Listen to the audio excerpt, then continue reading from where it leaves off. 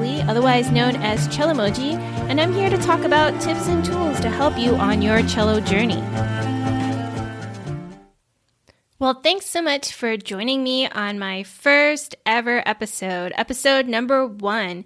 And this is a little bit of an intro to, I guess, what Cellomoji Chats is to become. The idea is I wanted to create a little bit more of a casual conversation. I definitely have my YouTube channel. If you haven't checked that out, I'll leave the link in the show notes. But on that YouTube channel, it's a little bit more formal. I'm presenting something like a lesson or even just a cover of things. And this is just sort of meant to be a little bit more of a casual conversation, talking about different topics, and hopefully coming out with more helpful tips for you. And sure, it will sometimes actually be a video podcast as well, where some of it might be reposted to YouTube. But for sure, for those of you who are like me and like listening to podcasts on drives and whatnot, this is the podcast for you. If you are a cello player or an aspiring cello player, or you've always thought about playing cello, hopefully you'll find this podcast really helpful.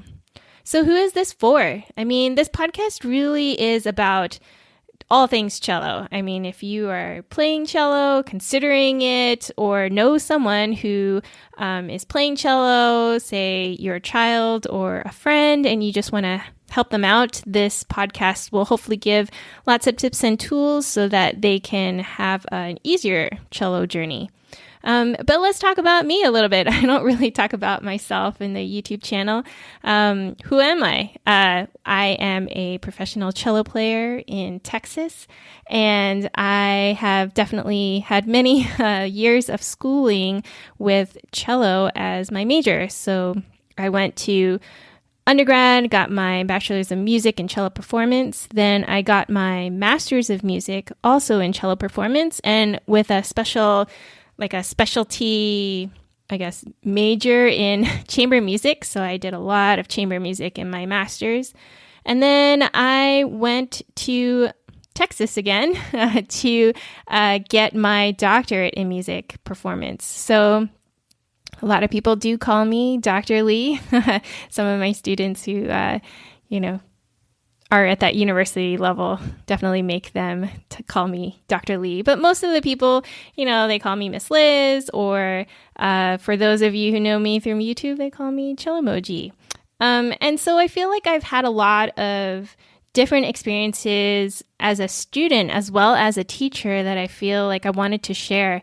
And these don't only pertain to just how to play the cello, but other things like, why does this hurt? Or how are your performance anxiety nerves and all of that? So I wanted to make sure that I address that too, because I think that's a really important part of a cello journey, is to talk about all of these things. I mean, it's really important that it isn't only about just cranking through the music, but to really kind of make it a more personal experience, a more pleasurable, hopefully, experience, and not one of pain or anxiety.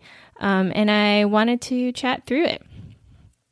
So what's coming? I mean, I'm definitely going to come on here and try to give a whole bunch of tips and tools and talk with you about any questions or issues that you may have or other students may have. You can always feel free to leave a comment, or if you are driving right now, definitely concentrate on driving. But later on, you can check out the show notes on how you can just drop me a line and let me know if there are any issues or questions that you have, because this is meant to be helpful for you, and I want to make sure that I can actually address that as well. So one thing I just wanted to start out with is just if you have a plan. Do you have a plan for your music cello journey? I think a lot of times we sort of dive in and we're like, oh, I really just want to learn to play the cello. But I feel like it goes a little bit more deeper than that. I think that in order for a cello journey to be successful, is you kind of have to have a bigger picture idea.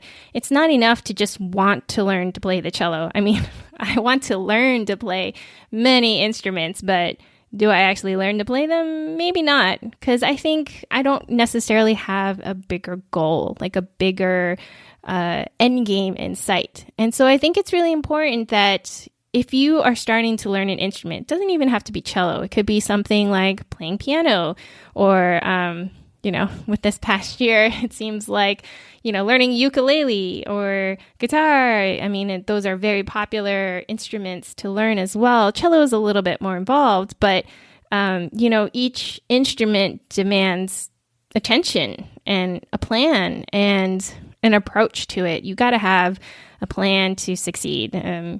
Obviously, there's that famous quote, if you fail to plan, you plan to fail. Or basically, I feel like it just becomes an endless loop because honestly, you could just practice forever and feel like you're just running like a hamster in a wheel, just running in endless circles. So my quick tip for you today is write down your plan, write down your goal. Like, what is it that you really want to accomplish while learning cello? It could be something as simple as, I want to be able to play this song, or I want to be able to play in an orchestra, or I want to be able to play in different genres of music. I mean, it really could be just about anything. And one of the things I always ask my students is, keep a running wish list of songs that you would like to learn. Because as a teacher, I could totally sit there all day and be like, well, let's play this song or let's learn this. But after a while, that kind of gets a little bit boring because it's not necessarily one that they pick to learn, but it's one that I'm telling them to learn. And that's never as much fun.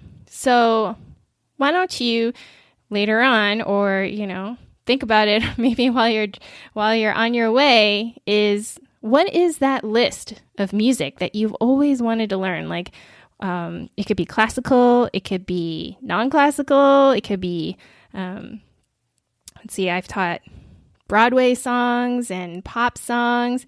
Probably like rap songs are a little bit hard because there's not often a pitch associated with them. Oftentimes it's just, like a good beat, and then the rapper is saying things in a rhythmical beat. But, pretty much anything else out there is possible to learn to play on the cello. But like I said earlier, you have to have that plan. You want to have that goal, because as you're learning cello, then you can learn all the skills and tools to help you go forward towards learning that song or learning and reaching that goal. But if you're just out there just being like, I just want to learn to play cello, it will feel kind of endless and frustrating. And I often find that those cello players who I meet and get to interact with and teach, they are the ones that had a very clear goal or was striving towards something, so that their practicing always had a purpose. And when practicing has a purpose, it will feel less like a chore. Now, I'm not saying that we're all going to love practicing all the time, because, it's not always enjoyable. But just like anything that has a goal and a clear purpose, it will feel a lot easier to do when you make it very clear of why you're doing this. And this includes, for little kids too. It's, giving them something simple like, okay, let's play this song 6 times, but without making any mistakes on this one measure, because we tend to make mistakes on this one. Or, it's a very common thing for when kids first learn Twinkle Twinkle. They have to play that 100 times or 100 bow holds perfectly before they move on to a new exercise, a new song.